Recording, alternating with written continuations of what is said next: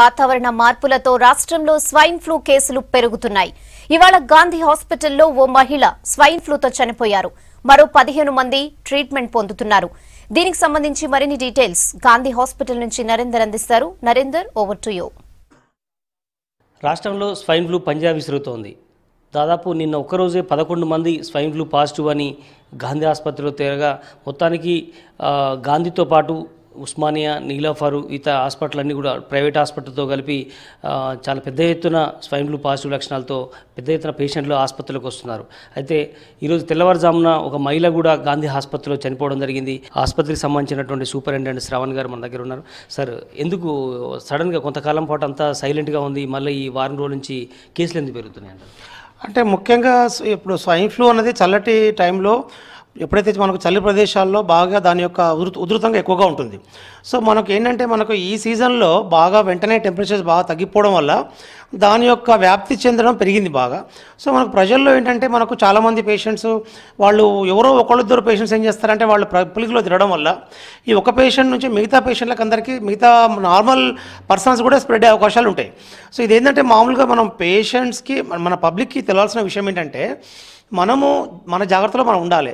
అంటే ముక్కుకి మాస్క్ వేసుకోవడం, హ్యాండ్స్ వాష్ చేసుకుంటూ ఉండడం, కొంచెం గ్యాప్ ఇవ్వడం, వాళ్ళు మాట్లాడుతున్నప్పుడు తుమ్ముతున్నప్పుడు దగ్గుతున్నప్పుడు కొంచెం డిస్టెన్స్ మెయింటైన్ చేయడం, లేకుంటే ఎవరైనా పేషెంట్లా కనబడితే ఆ పేషెంట్ని కొంచెం డిస్టెన్స్ మెయింటైన్ చేసి మనం మాట్లాడడం, ఇవన్నీ మనం జాగ్రత్తలు తీసుకోవాలి.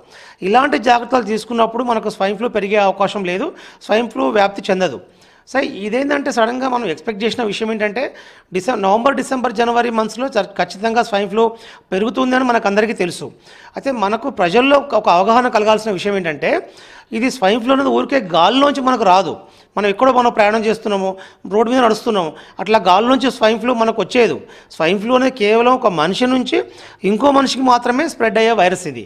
కాబట్టి మనం గాల్లో వచ్చేస్తుందని ఫీల్ కాకుండా మన మనుషుల మధ్యన తిరుగుతున్నప్పుడు మనం తీసుకోవాల్సిన జాగ్రత్తలు మనం తీసుకుంటే స్వైన్ ఫ్లూ వ్యాప్తి చెందినా కూడా మనం దాన్ని ఆపొచ్చు. ఇక్కడ ఏ జిల్లాకు సంబంధించిన మహిళ ఎట్లా ఏ సివియర్ కండిషన్తో హాస్పిటల్ వచ్చింది, ఎట్లాంటి?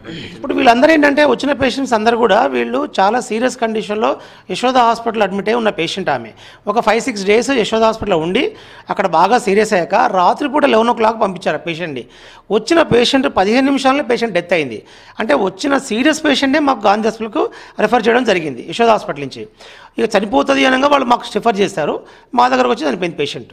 అయితే మేము చెప్పేది ఏంటంటే ఈ యొక్క ప్రైవేట్ హాస్పిటల్ నుంచి వచ్చే రెఫరల్ అయిన కేసెసే ఎక్కువనే మాకు. సో ఆలివ్ హాస్పిటల్ అనుకోండి, యశోద హాస్పిటల్ అనుకోండి, కేర్ హాస్పిటల్ అనుకోండి, ఇవన్నీ కూడా స్వైన్ ఫ్లూ పేషెంట్స్లో అక్కడ అడ్మిట్ అయ్యి అక్కడ ట్రీట్మెంట్ అయ్యాక లాస్ట్ మినిట్లో గాంధీకి రెఫర్ చేయడం జరుగుతున్నది. సో ఇట్లా మాకు డెత్ అయింది కూడా. మొన్న వచ్చిన మహిళ కూడా ఆమె సీరియస్ కండిషన్లో ఆమెకి ఎలాంటి సాచురేషన్, బీపీ పడిపోయింది, ఆక్సిజన్ సాచురేషన్ పడిపోయింది, అన్నీ పడిపోయిన టైంలో ఆమెను తీసుకొచ్చి మా దగ్గర అడ్మిట్ చేశారు.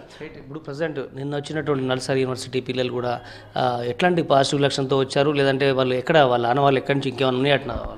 ఇప్పుడు మాకు తెలిసిన విషయం ఏంటంటే నల్సార్ యొక్క స్టూడెంట్స్ మధ్యన ఒక అమ్మాయి ఆమె యూపీకి వెళ్ళింది. ఆమె యూపీ నుంచి మళ్ళీ యూపీ నుంచి ఇక్కడ బ్యాక్ వచ్చింది. ఆమెకే స్వైన్ ఫ్లూ వచ్చింది బేసిక్గా. ఆమె ద్వారా ఆమె ఫ్రెండ్స్ ఎవరైతే ఉన్నారో ఆ అమ్మాయిలందరూ ఆయనతో ఉన్న ఫ్రెండ్స్ అందరూ కూడా వాళ్ళందరూ కూడా స్వైన్ ఫ్లూ వ్యాప్తి చెందింది. అయితే మనకేంటంటే వాళ్ళంతా వాళ్ళే మన గాంధీ హాస్పిటల్కి రావడం జరిగింది. ఎందుకంటే ఆ ఫస్ట్ పేషెంట్ అడ్మిట్ అవ్వడం వల్ల మిగతా 4 వచ్చి వాళ్ళు కనుక్కున్నారు, మాకు కూడా స్వైన్ ఫ్లూ ఉందా లేదా తెలుసుకుందామని రావడం జరిగింది. బేసిక్గా ఎట్లాంటి లక్షణాలు స్వైన్ ఫ్లూ ఉన్న వాళ్ళకు కనిపిస్తాయి? బేసిక్ ఎట్లాంటి అనుమానాలతో వెంటనే హాస్పిటల్కి రావాలి? మనకేంటంటే మనకు కామన్ కోల్డ్ అనేది సహజంగా చాలామందికి ఉంటుంది. సో అన్ని కామన్ కోల్డ్లు స్వైన్ ఫ్లూ కావు.